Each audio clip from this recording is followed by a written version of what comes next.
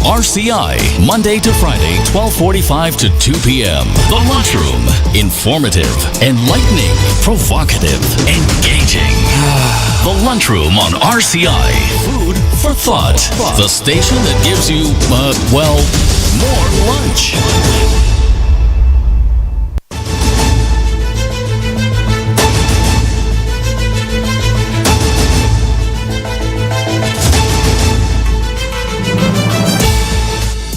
Good afternoon and welcome to the Lunchroom on Radio Caribbean International for Monday, the 6th of May, 2024. And this is program number 1172 of the Lunchroom.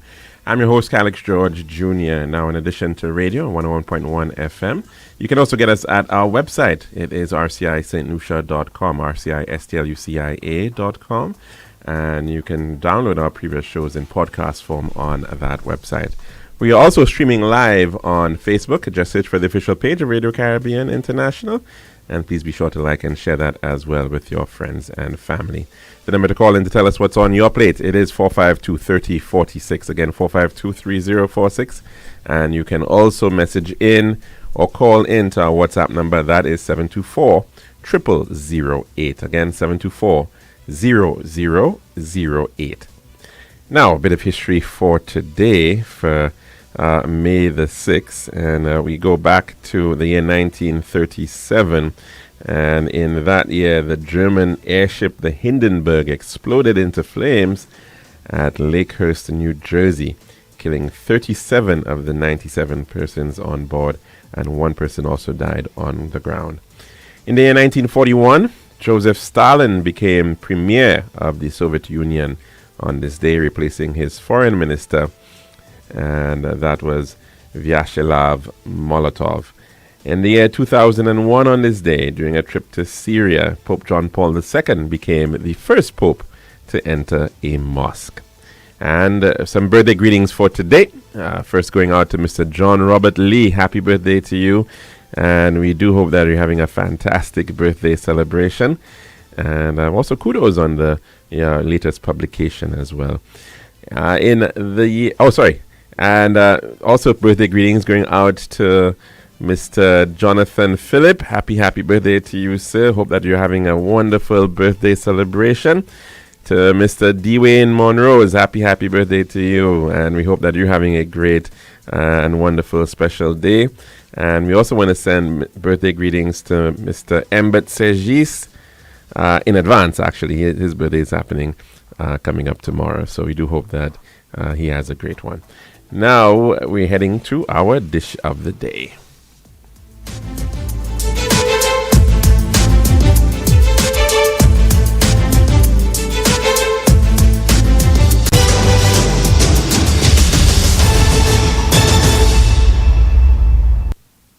The daily dish is brought to you the kind compliments of our good friends at Tiles Plus. One tiles for your home, I see. Bathroom, kitchen, pantry. Need tiles for your balcony. Come down to Tiles Plus, satisfaction guarantee. Tiles Plus, Tiles Plus, Tiles Plus. Big tiles with unbeatable cost. Customer service, A+. Need all kind of tiles. Come down to Tiles Plus. We also got gasway and vanity. Books, doors, you'll see. Come down to mind nobody. We got the best tiles on island. Trust me. We are located Lance Road in Castries, Bosses Joux Grizzlies, and Flax Street in Beaufort. Telephone number 453-7939. Tiles Plus. Serving now, the Daily Dish. And welcome back to our program for today. And of course, welcome to everybody. And hope your week has started off well. And hope you enjoyed your weekend. Of course, for many, you would have perhaps begun taking in some of the various fringe events for the St. Lucia Jazz and Arts Festival. And of course, that is going to crescendo over the weekend at the Pigeon Island National Landmark. Of course, that has been the home of the Jazz Festival going back as far as 1993. So, of course, Jazz and Arts was originally started off in the hope of creating an opportunity for or attracting people to come to the island in the month of May. And at that time, of course, May was still seen as a part of the low season outside of the winter months, and so the hope was to really encourage individuals to come in. Of course, what we realized is that people are coming to St. Lucia in droves in the month of May now. As to the exact rationale for, of course, the change in the seasonality, we've been able to differentiate ourselves significantly, in particular, of course, for persons looking for honeymoons and what have you, being a major component in the driver of visitor arrivals. And so we've seeing, of course, that perhaps the festival has certainly helped in being able to make that shift. And so, no doubt, the main producer of the show, the St. Lucia Tourism Authority, will be hoping that it can, in fact, continue to tick a number of those boxes. But of course, it has certainly become an opportunity for showcasing the talent, the artistic strength of our region, and in particular our island. And we've been seeing quite a number of local content, the inclusion of local artists, St. Lucian artists, I should say, on the various stages and being part of the various events being put on. It is or began as a music festival, but certainly it has transcended into more than just that. And the art in the city, or art and the city component, has sought to make more enlivened the art component of the St. Lucia Jazz and Arts Festival. And that aspect, of course, is very important for the non-musical artists or artisans out there, and how their work can, in fact, and their abilities can also be put on display. And so certainly one of the major ones coming out, I think today, for instance, there was a dance production which was put on again by the Cultural Development Foundation. There have been a number of different discussions, educational aspects on looking at different thematic matters within the arts, and similar to what had happened last year, where there was a series of different discourses at the Central Library. Of course, there's also a major production, an artistic exhibition, a visual arts exhibition, and that is under the auspices of the very well-known, world-renowned artist, Mr. Llewellyn Xavier. And he has, in fact, put on an exhibition at the Orange Grove Plaza, and that's formerly the Dyer Mall, the location of where you would get the CPJ supermarket in Bordeaux.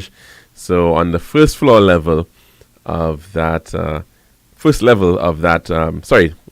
first floor or second level of that building, if you just go up the stairs, and you will be able to witness what is perhaps one of the largest art exhibitions ever put on in St. Lucia.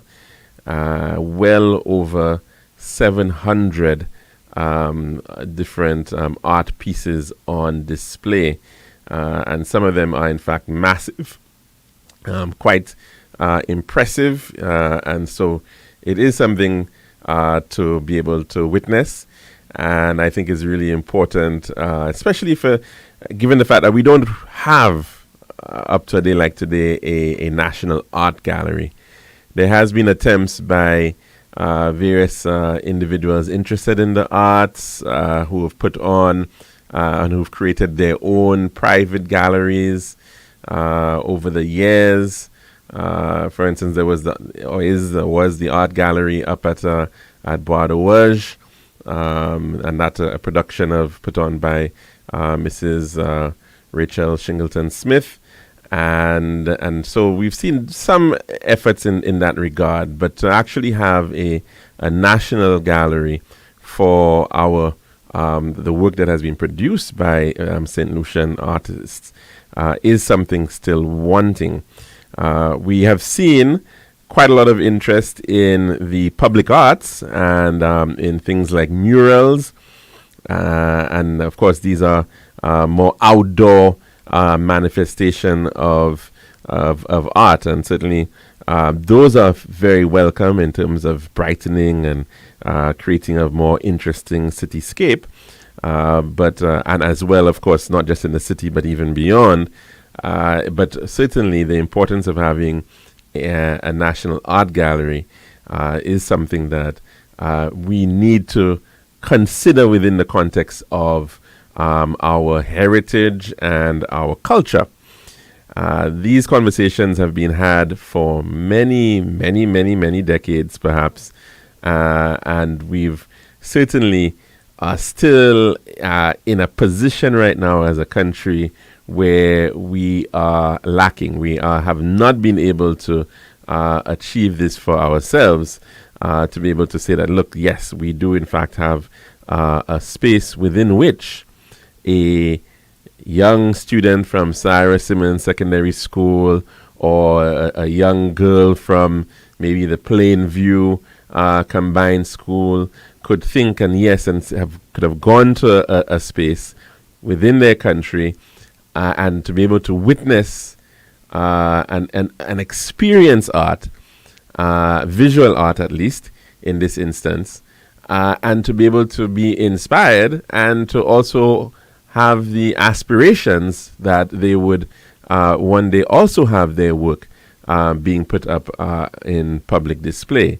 And so here we have an individual, in the case of Mr. Llewellyn Xavier, a gentleman who hails from the community of Choiseul, went to work in Barbados and literally, got in experience art because somebody handed him some watercolor paints, and as a gift, and he took it up, and then he realized that he was actually pretty good at it, and followed that passion, got skilled in it, got trained in it, and is recognized certainly as a remarkable artist in terms of the prolific nature of his work, which has in fact been displayed in notable museums around the world, including the Smithsonian Institute in Washington, D.C., and institutions like Museum of Metropolitan Art in New York, the Met, and many others in Geneva and around the world. And let's hope that it's not going to take that sort of chance encounter, which of course led to Mr. Xavier becoming this remarkable artist. Let's hope that we can, in fact, begin to provide that environment for our students right here in St. Lucia, that they can, in fact, look towards achieving greatness in this regard.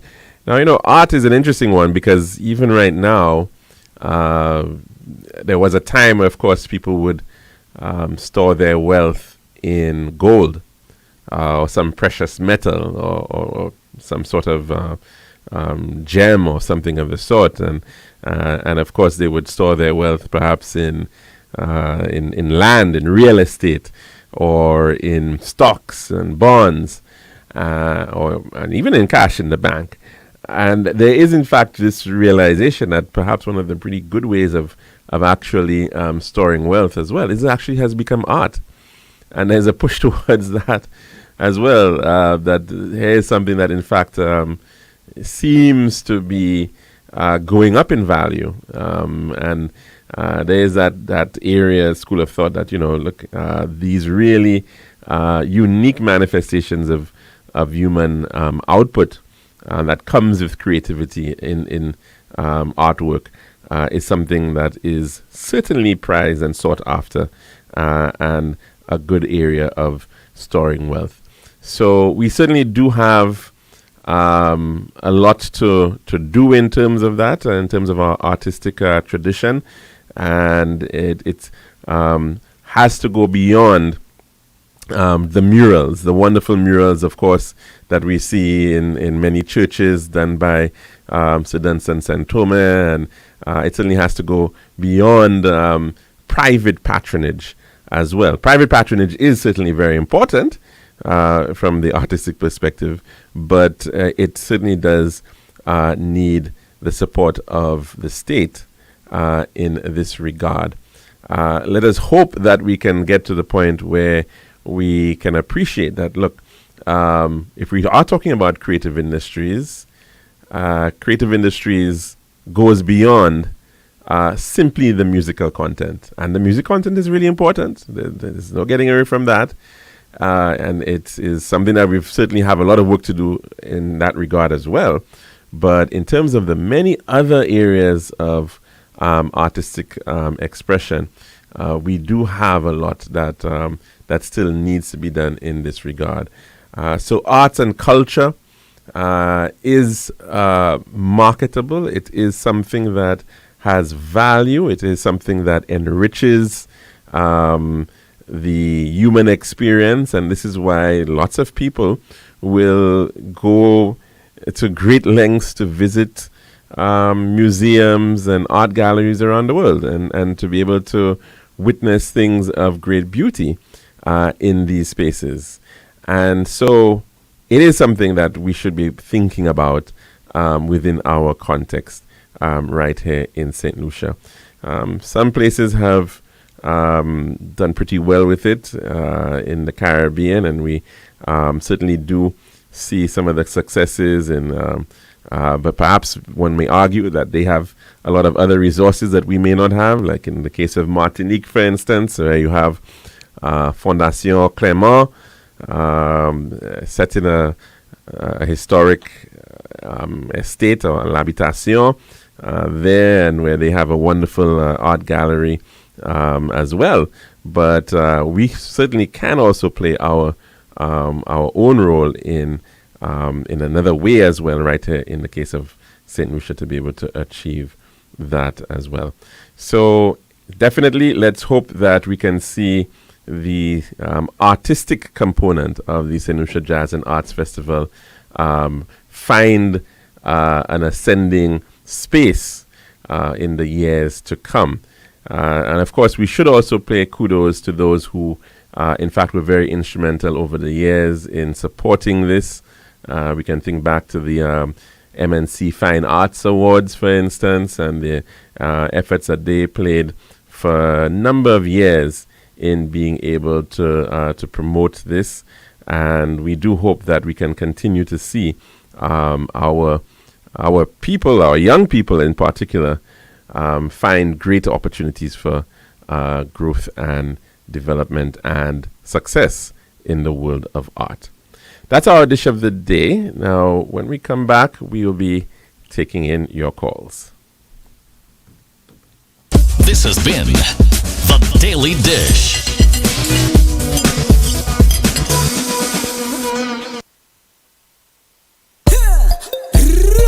One tiles for your home, I see. Bathroom, kitchen, pantry.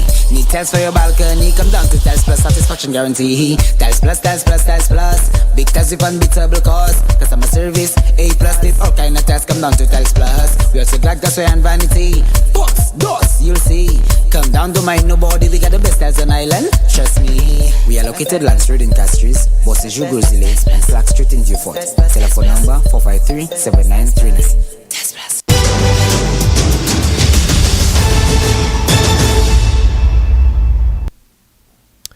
And welcome back to the Lunchroom here at Radio Caribbean International. We're about 25 minutes after the hour of 1 o'clock. Now, just a quick announcement coming out of the Ministry of Equity. And they, in fact, are appealing to individuals who have, in fact, qualified under the Public Assistance Program, the PAP, to step forward to collect their entitlements. And that appeal is one where they're saying that you should be coming in this week, in fact, between Monday and Wednesday, to be able to do just that. But we'll talk about that in just a bit. But let's take in Oh, I thought we were getting a call. Yes, we are. Let's take in a call at this time. Good afternoon and welcome to the lunchroom. What's on your plate today? How are you doing, caller? Very good, thank you. And very good, thanks. And how was your weekend? Yes, I was out for about 3 days. Yes. Yes, yes, yes. Very good, thank you.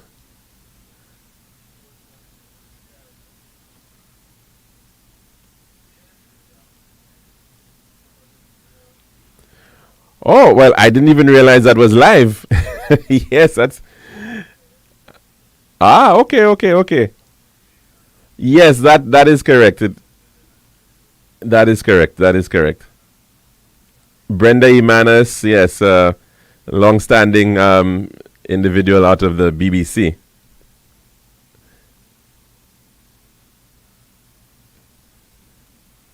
Well, that's very true as well. Yes, certainly.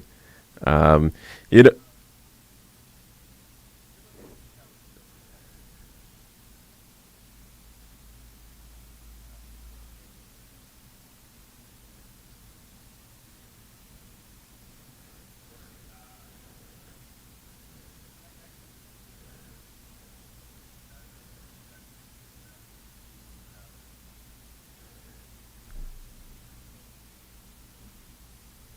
mm,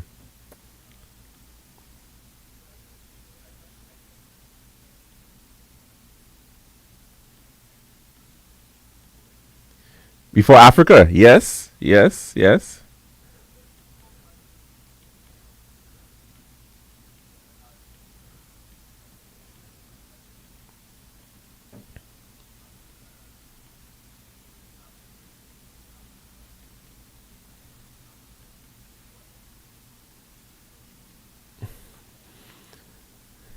Well, on the world stage, I guess they were quiet.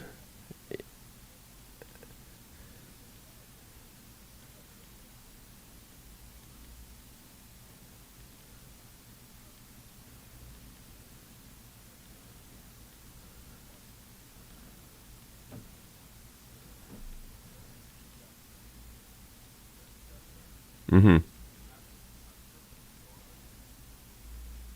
Very much so. Very much so. Very much so.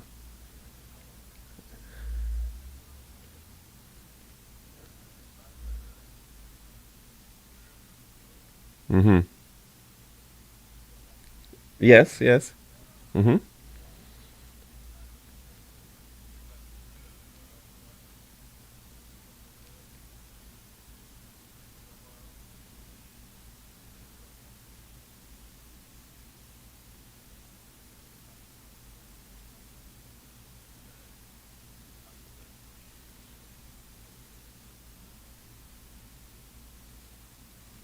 But it could be that Africa at that time. I don't know for sure. I'm just presuming or surmising that Africa had a very large of its own market, so to speak, and maybe internally they were in fact had their own icons. Whereas in the case of the Caribbean, we were perhaps moving a lot more, maybe because of the nature of.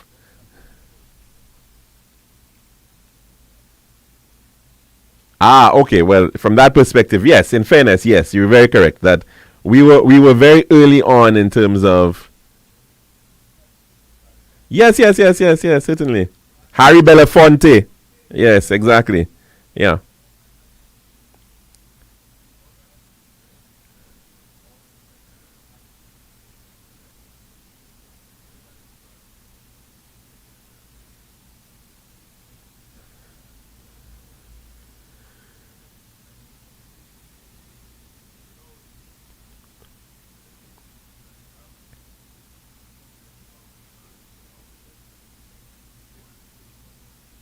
World music, yes, or crossover music, yes. Mhm, mhm. Yes.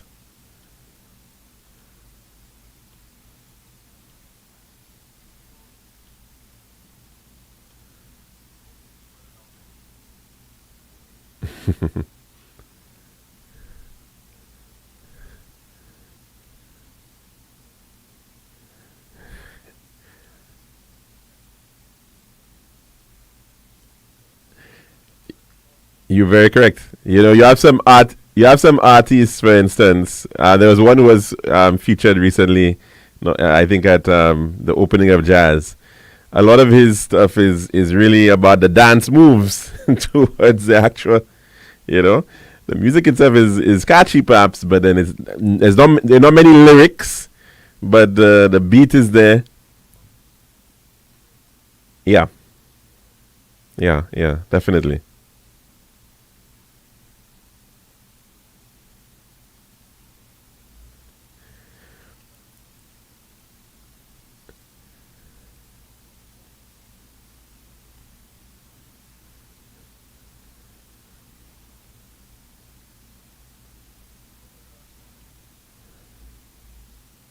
Right. I mean, I didn't even realize it was being carried live, actually. So thanks for letting me know that. But it,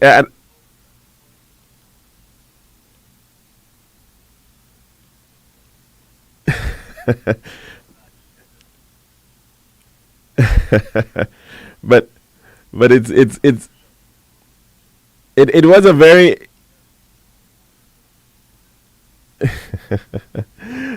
I'll take that. I'll take that. But it was a very interesting. Her story is a very interesting one as well. Miss Simanas. Her father is from Vieux and her mother is from Soufrière, and they went across. Yeah, and then she worked for over 20 years at the BBC, and she's doing quite a lot now. She continues to do a lot of in media. So it's very impressive when you see. Ah, okay, okay, yeah. Well, so it, but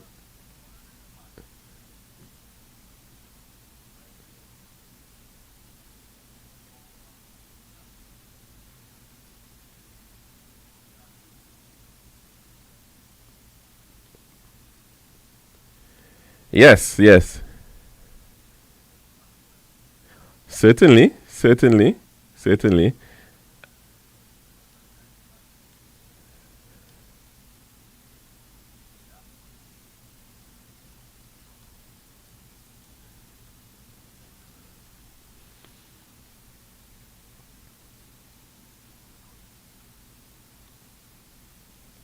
Yes.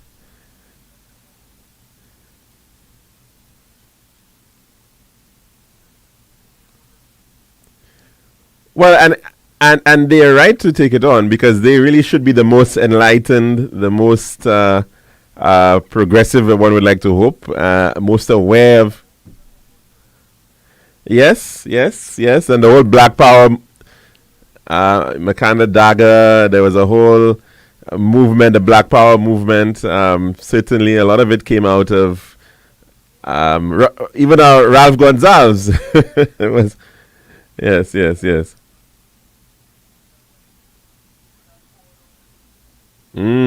Yes, yes, yes.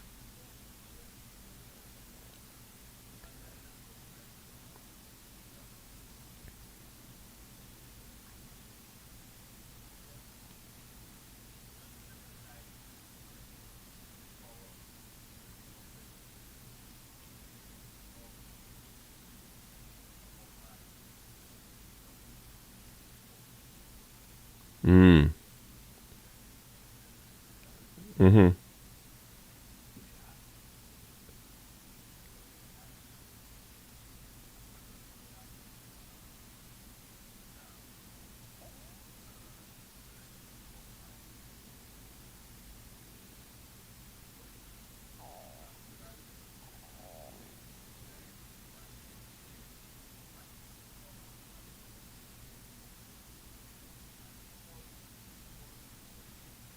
Mm-hmm. Mm-hmm.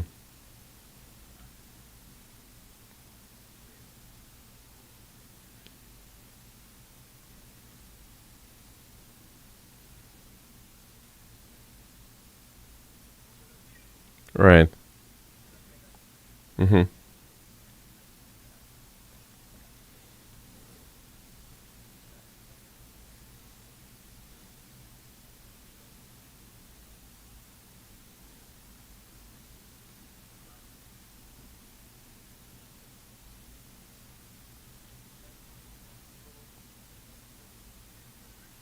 Yes, yes, yes, yes.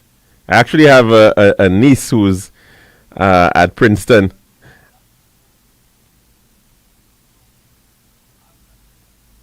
No, no, I know, I know, I know. I mean, and it is very brave of them to do so too, because a lot of them are putting themselves out on the line, and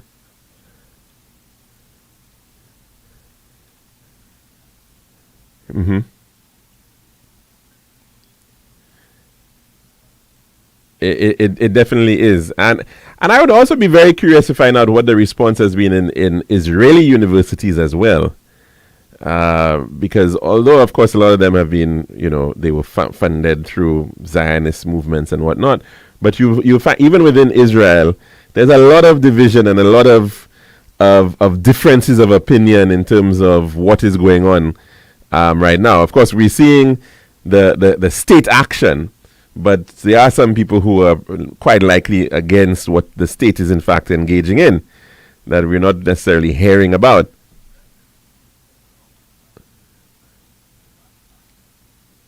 Hmm.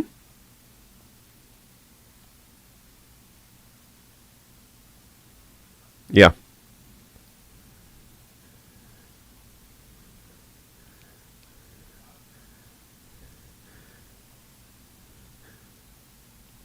Well, in fact, even the pure theocrats within there do not even want anything to do with the state. The state, there are some of them who actually tell you that even this idea of they don't want any joining of the army. They don't want, they're against a lot of these things. So it's a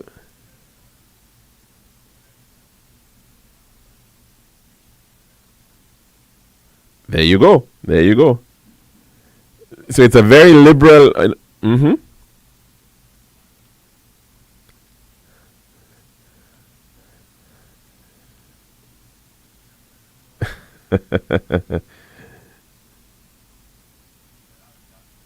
Yes, very, very interesting society. Very, very divided.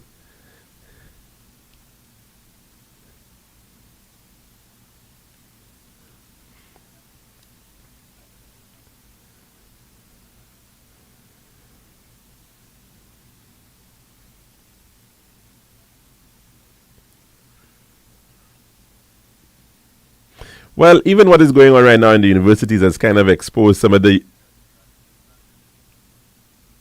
Yeah, yeah.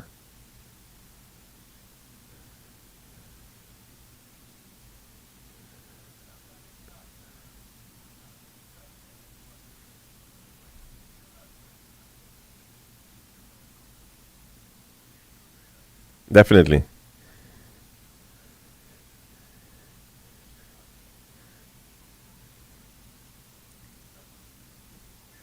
Right.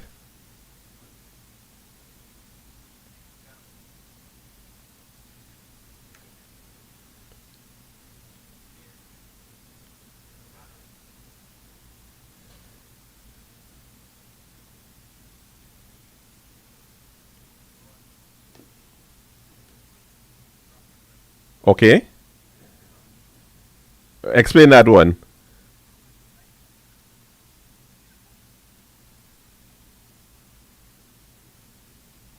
Mm. Mhm. Mhm. Mhm.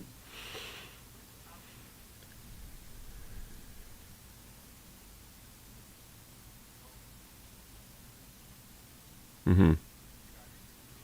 Well, you remember there was a time on the East Coast we were looking at a number of hotel developments being proposed. You remember there was True Marseille, there was Four Estate, there was the Le Paradis project at Praslin. There was discourse about Four Door. Right now, you name it, there were a lot of hotel projects. But the thing about it, and you would be very aware of that, we have a significant water challenge when it comes to the East Coast, the East and the South.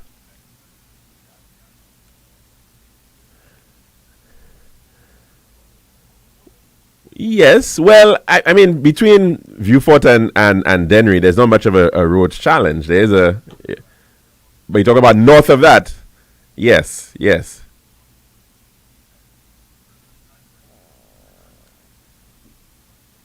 Yes, Mr. DeCarries, yes. Uh-huh.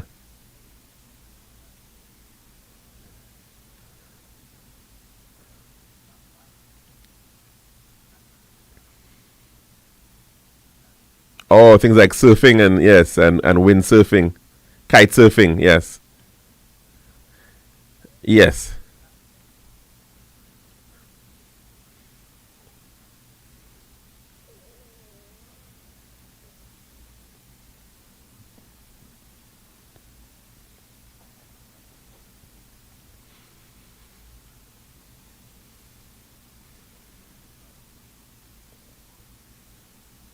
Mm-hmm.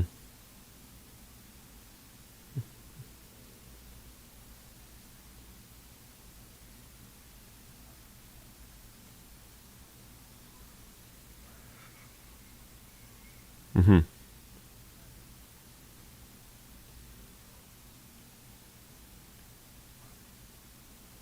Right.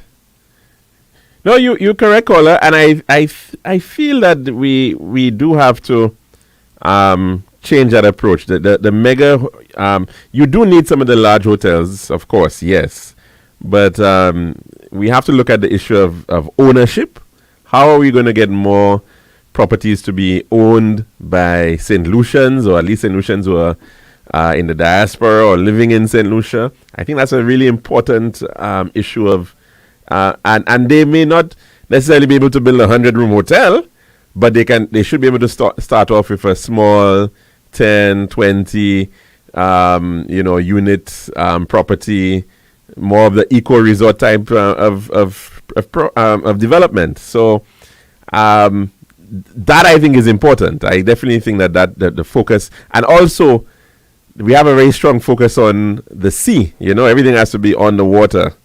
It's not that also is a challenging thing, because then it means we're talking about realigning roads and shifting, just to accommodate the resort. And the people have said it many a time. When you go to Miami, it's the beach, the road, and then the resort.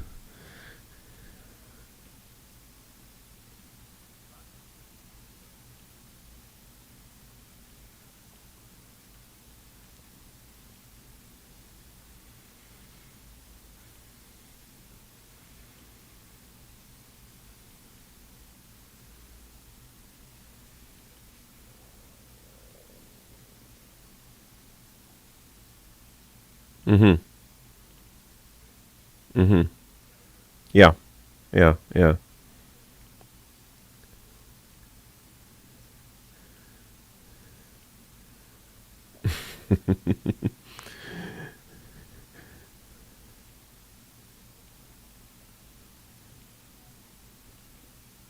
Right.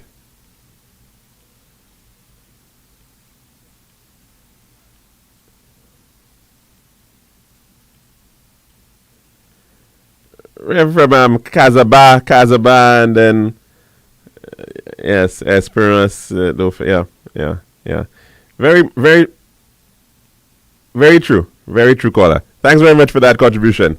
Take care. Have a good one. And we're actually due for our weather report, so let's take that in at this time. Island style, yeah. We got the time to make you go. We got the time to make you say, yeah. We'll have to make the right choice. Island style, whoa. We got the time that will make you happy. Island style, oh yeah.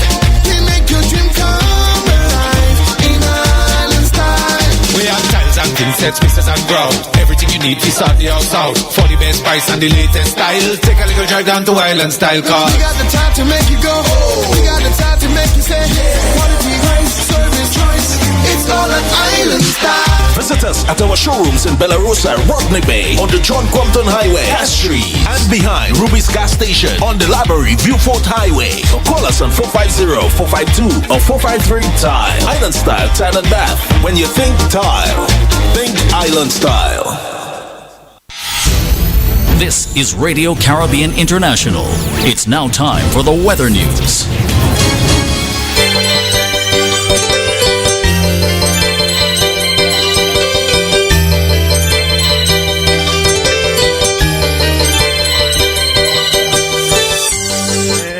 course of the 1.1, it's now time for your weather report as of 12 noon today, presented by Island Style Talent Bar. The forecast for St. Lucia valid for the next 24 hours. Winds will be blowing from between the east and east-southeast near 16 miles per hour or 24 kilometers per hour. The weather fair to occasionally cloudy and hazy for a few brief showers.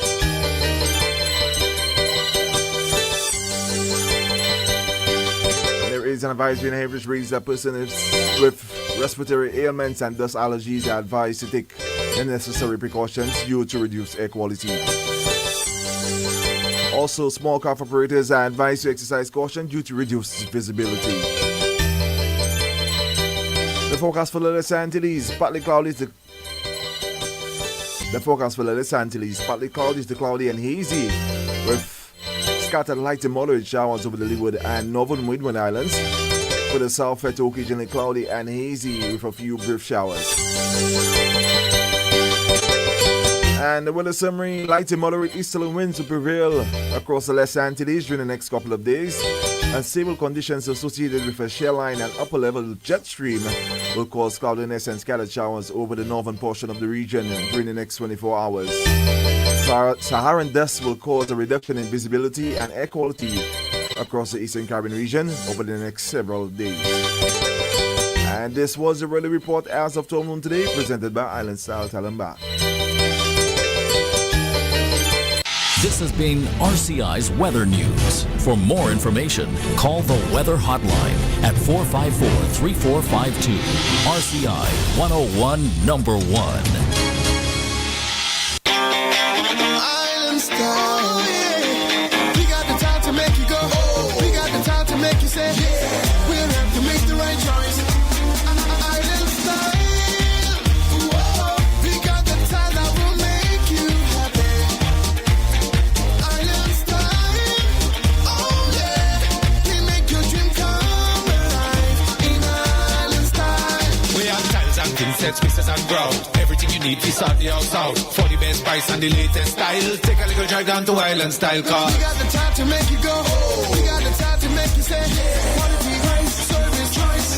It's all an Island Style. Visit us at our showrooms in Bella Rosa, Rodney Bay, on the John Compton Highway, Castry, and behind Ruby's Gas Station on the Library Viewfort Highway. Or call us on 450-452 or 453-TILE. Island Style Tile and Bath. When you think tile, think Island Style.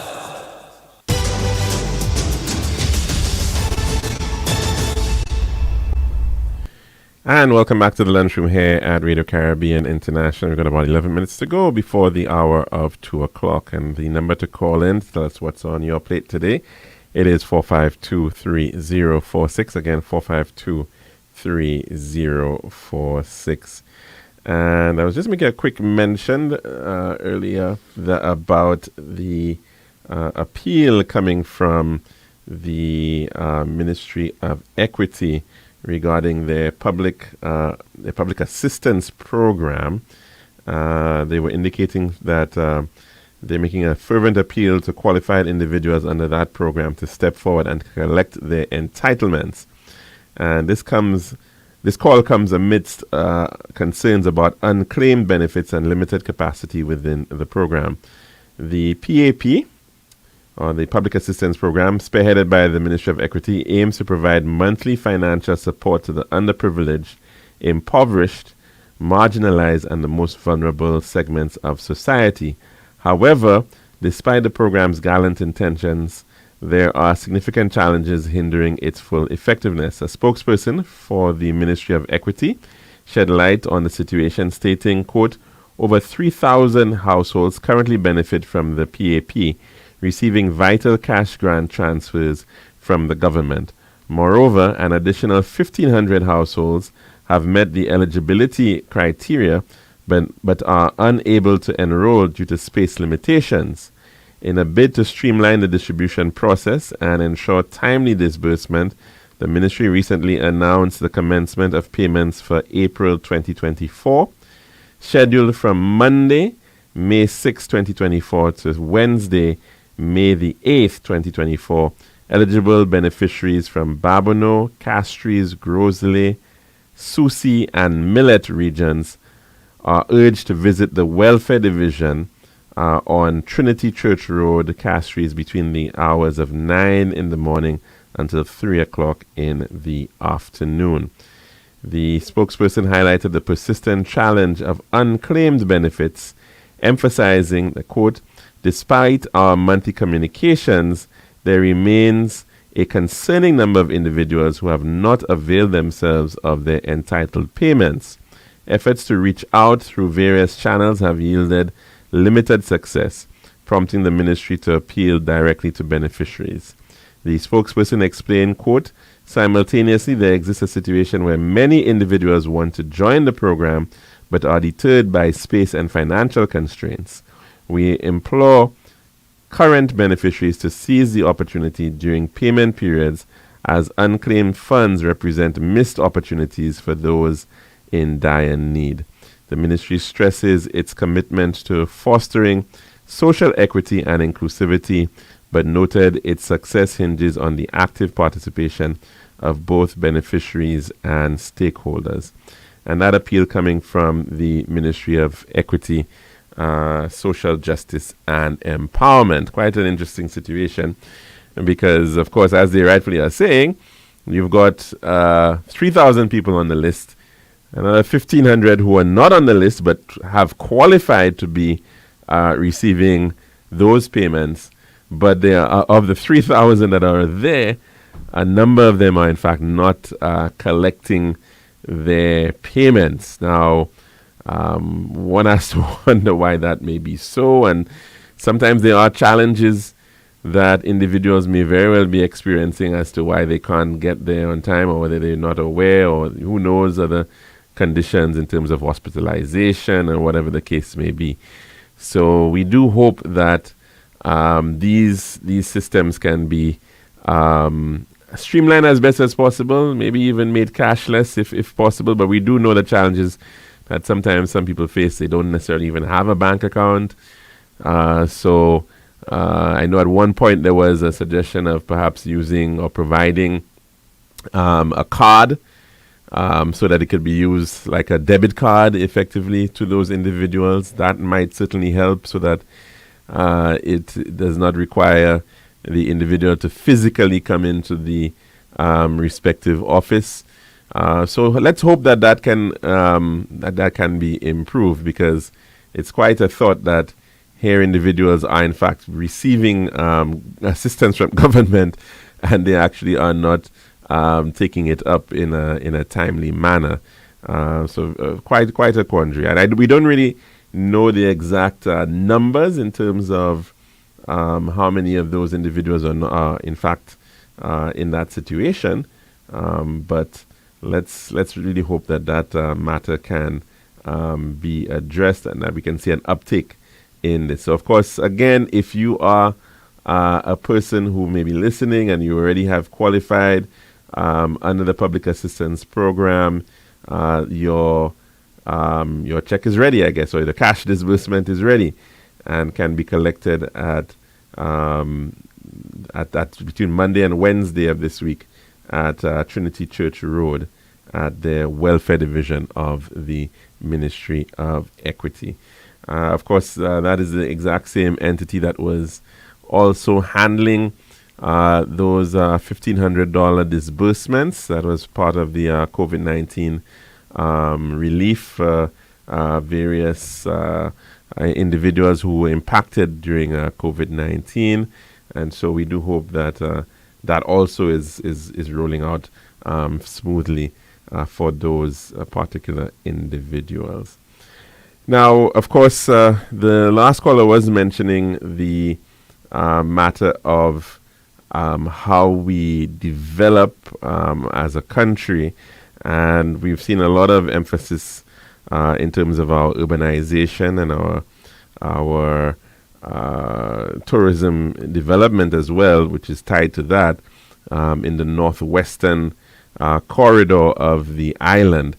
And that has been something that was foreseen for quite some time. I think as far back as the 1940s, with the establishment of the St. Lucia Tourist Board at the time, this whole idea of utilizing that coastline for tourism had already been realized based on the models that were seen in other countries like the Bahamas and in Barbados, for instance. And so the recognition of that was clear. But of course, one of the major issues with tourism is that you need the good support of infrastructure. You need infrastructure in place to be able to support that this growth that you want to be able to have, so that people can actually get to these hotels, to these resorts, to the attractions which they want to be able to enjoy. They want to be able to go out and about and tour what is on offer. And it needs to be done in a very tasteful way as well. And many countries have found themselves, many cities have also found themselves in a situation where they are impacted by over-tourism. And over-tourism can have a lot of effects. It can manifest itself in terms of strain on resources. And we see a little bit of that to some degree. I mean, we know that with our constrained water resources, we hear sometimes that the hotels, people say the hotels are the ones that are taking the water, but it's actually that, of course, it has to be shared about. And of course, when you think about more individuals coming in, it means that they've got to also be thinking about filling their bathtubs and the pools and cleaning and all of those other things that we have to do as well. And keeping the lawns nice and green and the landscaping and all of that. So you can see the implications, of course, in that regard when it comes to water. But of course, you can also look at things like roads and the impact that you have when you've got more people on the roads as well. So it means if we are going to be growing, that you also have to have the capacity to be able to support that growth. And otherwise, you end up in difficult situations. Now, sometimes it's difficult to increase the capacity. So you may not be able to widen your roads anymore. You may not be able to realistically have any more water to provide. And so, therefore, it means in these types of situations, it's really important to have that conversation about sustainable tourism. And that has lots of implications in terms of how you market yourself, what the models are, what are you, the financial models as well. Are you pricing what you have appropriately? Is it that we want to be a mass, a volume destination? Are we going to become a sort of like a Cancun, Bahamas, looking like a lot of people coming in? Or are we trying to position ourselves into a higher end segment of the market? So does that mean that we want to be more of a St. Bart's or an Anguilla type of experience? So many of these considerations have to be given to find the right balance to the type of tourism product that we are developing. We'll have to continue that conversation another time, perhaps tomorrow, for another program of the Lunchroom, because we're out of time here today. We do hope that you have a good one, and we'll be back again tomorrow, God willing. I'm your host, Calix George Jr., saying goodbye.